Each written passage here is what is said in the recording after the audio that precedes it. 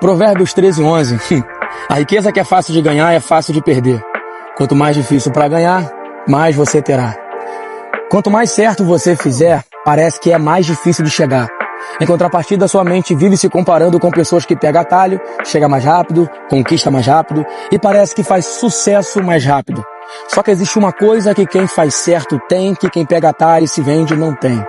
Consciência tranquila e rabo preso com ninguém. Essa é a real. Quanto mais certo você fizer, mais demorado é pra chegar, e eu sei que realmente é difícil.